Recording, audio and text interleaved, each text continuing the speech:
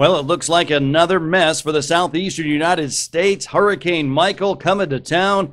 This will be a strong hurricane. It's going to move very quickly through the Gulf of Mexico, so you need to take the necessary safety precautions and prepare now.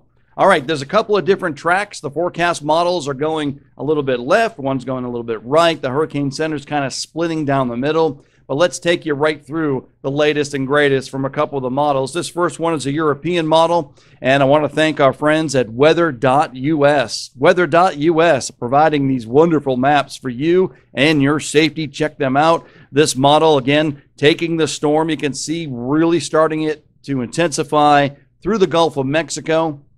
And this particular model takes it a little bit east of Pensacola around the Destin, Florida area.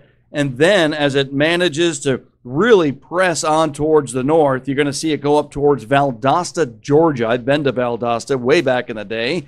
And back when, just after Hurricane Opal went through there, boy, tremendous amount of damage. And this storm has a little Opal-like-esque, if you will, of where it may go. It may go on up in towards Georgia and possibly into the Carolinas.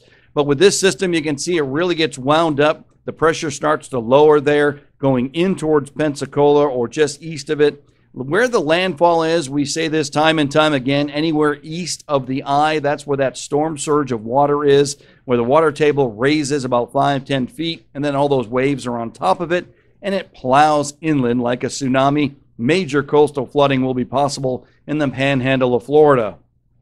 Storms will exist, too, through Florida and well east of the storm and to the north of the storm. And then as it makes landfall, it'll be a very concentrated area of heavy rain that bends and presses off towards the east. And this European model actually takes it over the Carolinas, back over where the flooded and damages occurred from the last hurricane. So this could be a devastating track.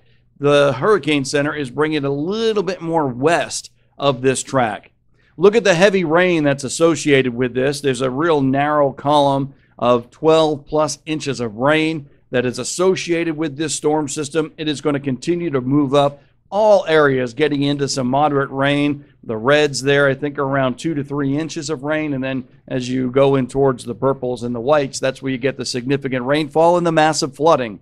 This column of rain will continue to press on off into southern Georgia, Florida, and then veer into the Carolinas. And right around the center of the storm, you can see that very narrow band of heavy amount of precipitation moving from southern Georgia through the Carolinas, going right on up almost along Interstate 85, back in towards I-95 and heading north. So the storm track is going to be very important on where this flooding rain occurs. Anywhere from northwest of Georgia down to the coastal areas of the Carolinas, you need to prepare for the possibility of some flooding, especially if you live near rivers, creeks, any low-lying areas. This is the area that will flood very quickly with flash flooding with these type of heavy rains. All right, the wind speeds are going to be pretty strong right along the coast, but not much on the way of high winds going well inland when it gets up to Georgia. And then with any landfalling hurricane, we have to worry about tornadoes. And that could be a big problem with this particular storm from Florida, even down around Tampa, all the way back on up through Georgia, the Carolinas, Tennessee, Alabama, and North Georgia.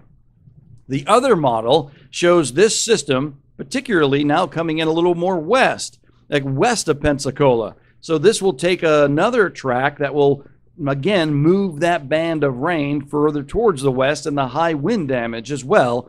This one could be real devastating in the sense that it looks like this model wants to take it right up over into the I-85 corridor. So that runs from Birmingham all the way on through Atlanta, Georgia, getting on up, of course, into Greensboro and going in towards South Carolina and North Carolina. So this could be a very dangerous forecast track for a couple of reasons.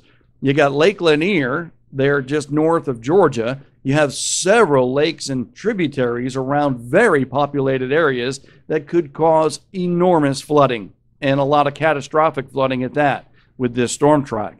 So you can see that this column of rain moves inland, and then that takes a veer now west of the previous track, So now that puts western areas of North Carolina, western areas of Virginia, maybe Washington, D.C. into play. And then over time, back in towards Atlanta could be devastating for them. Around the Peachtree area, watch out. And then going over towards eastern areas of Georgia, back towards Augusta, perhaps Athens. But this is, no matter where it goes, it could be split right in the middle, where it could go over Montgomery. That's where you need to be looking out for the dangerous flooding conditions. Trees coming down, of course, tornadic activity. Prepare for Hurricane Michael. It is going to blow up. It is going to be very quick moving through the Gulf of Mexico. I think the forward speed will increase very quickly. It should be going in towards the coastal areas and impacting way in advance from the center Tuesday, Wednesday, Thursday, Friday, and then continuing to race up towards the northeast. So a lot of nasty weather coming our way in the southeastern United States. Wanted to give you an update. I know a lot of friends and family back east follow the weather show with Vin Crosby here on YouTube, but track this one very closely for flooding damage, and then down across much of the southeast, say from Atlanta, Georgia, south, wind damage, a possibility. Generators may be a good thing for you folks down there in the southeast.